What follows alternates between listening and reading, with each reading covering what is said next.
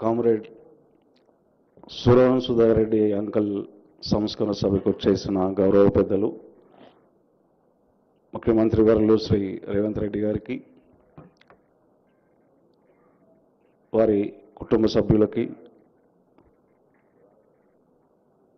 వామపక్ష భావజాలంతో పాటు అంకుల్కి మీద ఉన్న ప్రేమతో అభిమానంతో వచ్చిన ప్రజలందరికీ వందనాలు. పెద్ద పెద్ద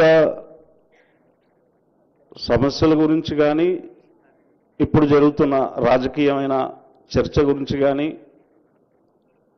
కమ్యూనిస్టు పార్టీలు ఏకం కావాలనే చర్చ గురించి ప్రధానంగా మనం తీసుకున్నప్పుడు సురవరం సుధాకర్ రెడ్డి అంకుల్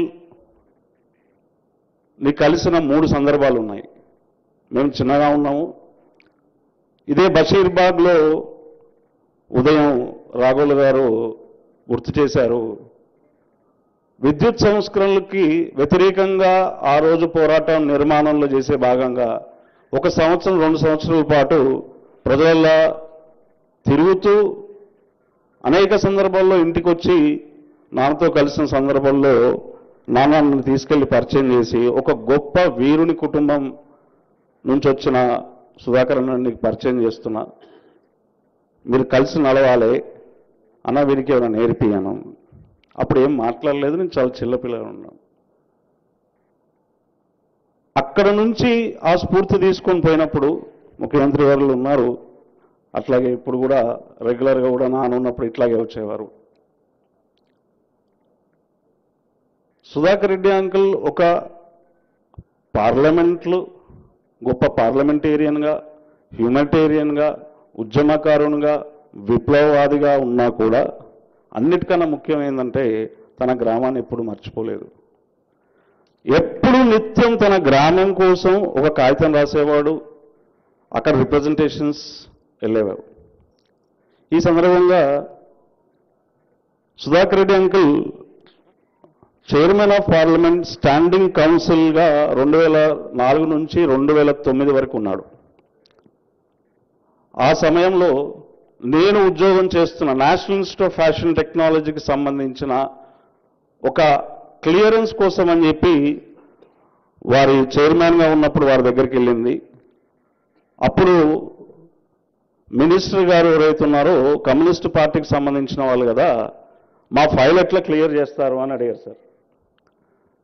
అప్పుడు దేశమంతా వీళ్ళకు ఇప్పుడు సురవరం సుధాకర్ రెడ్డి గారితో ఎవరు మాట్లాడతారు అన్నప్పుడు జనరల్గా కనుక్కుంటారు కాబట్టి, అక్కడ ఒక కమ్యూనిస్ట్ కుమారుడు ఉన్నాడు, బహుశా ఆంధ్రప్రదేశ్లో కూడా ఉంది అని చెప్పేసి నన్ను సంప్రదించినప్పుడు నాన్న తీసుకుని వెళ్ళాం. ఈ 2004, 6 నుంచి 9 వరకు national institute of fashion technology 5 సెంటర్లే ఉన్నాయి. అప్పుడు ఈ ఫైల్ తీసుకొని వెళ్ళాం మేము, నాన్న కూడా వచ్చాడు. తీసుకెళ్ళి ఇచ్చినప్పుడు, అన్న మా వాడు ఏదో తీసుకొచ్చిండు, ఇది రికమెండేషన్ అని అన్నాడు. అబ్బాయి గురించి కాదు రికమెండేషను, ఇది కాలేజీకి సంబంధించింది, ఎడ్యుకేషన్కి సంబంధించింది. మరి ఎట్లా అంటే, అన్న కమ్యూనిస్ట్ పార్టీలకి ఇటువంటి ఫైల్ వస్తే ఇప్పుడు మనని ఏమంటారు మన పార్టీ మెంబర్స్ అని అన్నాడు. ఏదో ఒప్పించన్నా అని అన్నాడు. అంటే తన ఆలోచన విధానాన్ని ఎడ్యుకేషన్ పట్ల, భారతదేశంలో విస్తరించాల చదువు అనే పట్ల ఒక ఇన్స్టిట్యూషన్ డెవలప్ చేయాలి, దాంట్లో అనేక మార్పులు రావాలని చెప్పేసి తను సంతకం పెట్టి ఫైల్ని దాంట్లో ఒక రిమార్క్ రాశాడు. ఈ 5 సెంటర్లతో కాదు, దేశవ్యాప్తంగా మీరు ఈ టెక్నాలజీ సెంటర్ని విస్తరించండి, తద్వారా భారతదేశంలో టెక్స్టైల్స్కి సంబంధించి, మ్యానుఫ్యాక్చరింగ్కి సంబంధించి, కళారంగానికి సంబంధించి అనేక మంది విద్యార్థులు గ్రామాల నుంచి నేర్చుకొని ముందుకు వస్తారని చెప్పి ఇలాంటి ఒక గొప్ప నాయకుడిని కలవడం,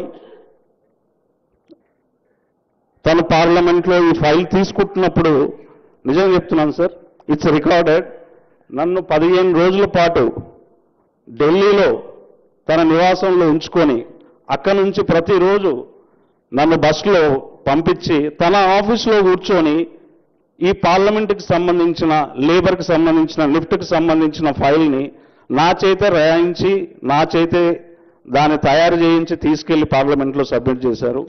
ఇది it's a great honour for me. ఈరోజు ఈ అవకాశం నాకు ఇచ్చినందుకు మీ అందరికీ కూడా ధన్యవాదాలు తెలియజేసుకుంటున్నాను సార్.